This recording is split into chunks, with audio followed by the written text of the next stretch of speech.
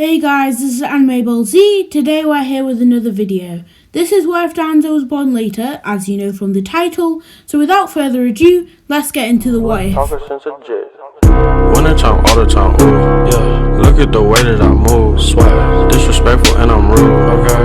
I had cocaine in the school. Shisui enters the Elder/Hokage office and raises the issue of the rebellion, to which the elders reply, "We are aware of this, yes, but what do you plan to do about it?" Shisui in turn mentions his plan to use Koto Matsukami on Fugaku, who is Itachi's dad, to stop the entire coup, and this time there's no Danzo to suggest otherwise, meaning Shisui goes through with it and it actually works. This in turn means that Itachi doesn't have to go through with the massacre or joining the Akatsuki, and Shisui decides to join the Akatsuki himself against Itachi's wishes. In this what if, I decided that Itachi would join the Uchiha police force to fill up the time that he wasn't spending training Sasuke to use Sharingan or teaching him new jutsu, such as the Clone Great Explosion and the fire-released Phoenix Sage Flower Nail Crimson. Why these? Well, typically because I decided they looked cool, sounded cool, and would be useful later. I also thought that Itachi would think to encourage a friendship and rivalry between his younger brother and Naruto, as Mikoto, Sasuke's mother, had been friends with Kushina, Naruto's mother. This would eventually lead to Naruto practically becoming a member of their family, making both the children incredibly more powerful and skilled, thanks to Itachi occasionally dropping in to train with them once he was off duty. This meant Naruto was accepted as a strong shinobi amongst the Uchiha, but when he went to his house in the main Leaf Village, he was shunned, and eventually Mikoto decided to give Naruto a headscarf that I would wear when he was in the Leaf Village, and even though people managed to suss out that I was still the demon fox brat, it comforted Naruto, and even when he stopped wearing it, he still kept it, and would wear it whenever he was about to fight, to represent his love for his second mother. We'll now cut to their time in the academy.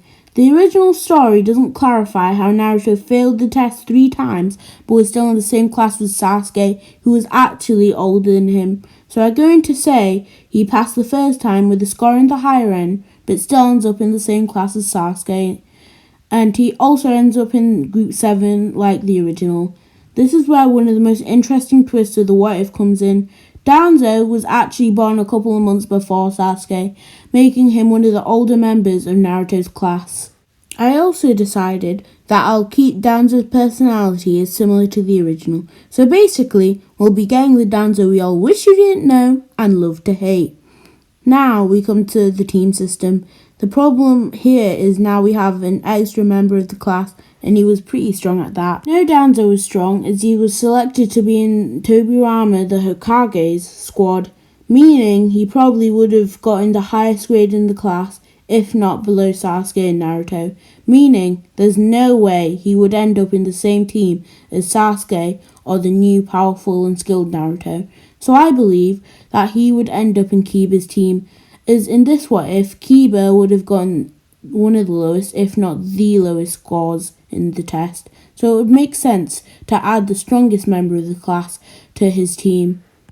I think Hinata would be moved to Team 7 as they noticed that Danzo was making Hinata uncomfortable because Danzo, who is obsessed with power, has met Hyuga, who has eyes that are genetically stronger than the normal Sharingan, which he had so easily become obsessed with in the original. This led him to trying and failing multiple times to get onto Hinata's good side, as Hinata found his obsession with her quite creepy and preferred Naruto. Just in case anyone was wondering, Mizuki still gets beaten by Naruto after Naruto retrieves the scroll. Obviously some of you may be wondering, why did Naruto do that? Well, it's just because Naruto's an idiot and I wanted him to have Shadow Clone Jutsu. So you may call this a plot hole, you may call it what you want, but that's what happened. Here comes time for the Genin exams. This time Kakashi has 3 bells instead of 2. That doesn't really matter too much, and like the original, no one eats breakfast. As soon as it starts, the 2 boys attack Kakashi immediately and easily force him to put aside his quote-unquote book and fight seriously. Their attacks were synchronized and they managed to touch the bells after a fire released Phoenix Sage Flower Nail Crimson, forcing Kakashi to deflect multiple balls of flame, but unfortunately they were bested and Kakashi sent the boys flying back. Naruto wanted to rush straight back in, but Sasuke held him back. We'll just lose again. How about we group up with girls too, then we'll definitely win, says Sasuke with his much more cautious nature and calm demeanour. Naruto is annoyed, but he quickly realizes that what Sasuke is saying is the truth and reluctantly volunteers to go recruit Hinata and let Sasuke retrieve the useless one, Sakura. Anyway, they are both successful and they return to a hidden spot in the trees where they discuss a plan. Shortly after, Naruto rushes out and starts to fight Kakashi alone, but just before Kakashi can send Naruto blasting off again. That's a Pokemon reference. If you don't get it, you don't have a childhood. Sasuke comes rushing in to help. Kakashi sighs, thinking the boys aren't using teamwork, but before he gets a chance to get rid of Sasuke and Naruto, Sasuke explodes and Naruto poofs, as the real ones come out from underground and land a flame bullet, which launches Kakashi back to where he meets a not very well chakra-enhanced punch and an air palm from Hinata and Sakura, leaving him open as everyone grabs a bell. Naruto and Hinata are sharing one, as Naruto was kind enough to share. Hashtag Naruto x Hinata. Anyways, Kakashi gets up and dusts himself off, seemingly unfazed, and he exclaims, "You pass." The team goes on to do many missions, and as a 4-man team, they are allowed to move up to C-rank missions earlier, meaning the Land of Waves arc comes about a couple of days sooner. Asuna, the bridge builder dude, is actually impressed that he has a team that looks and acts as if they're somewhat reliable, as it was kind of cheap and only as a C-rank mission. Naruto pipes up about how he's the best for the job. Tazuna shuts him down, but gasps when he noticed Naruto disappeared.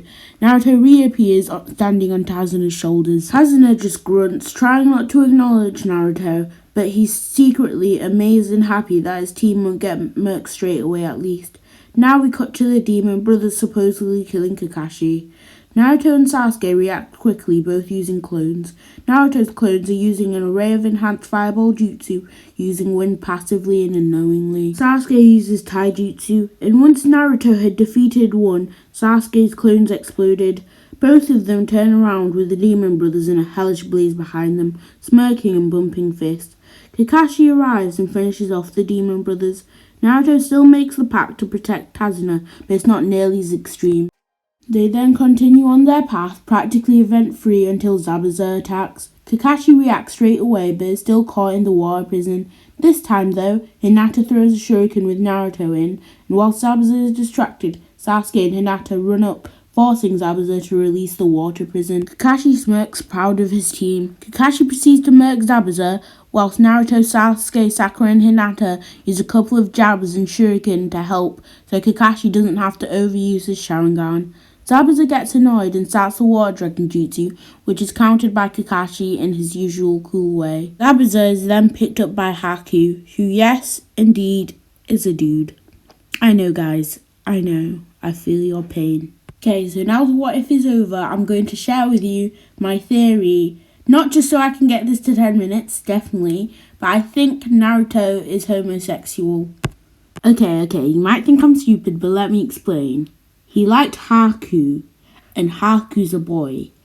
And after he got that knowledge, he still said that she's cuter than Sakura. And he also kissed Sasuke multiple times. One I think was in filler, and one is in the classroom. So anyways, don't forget to subscribe, hit the notification bell for all our other videos, like and comment, and if you want to, you can be a cool boy and flex. Anyway, this has been Anime Ball Z, signing out.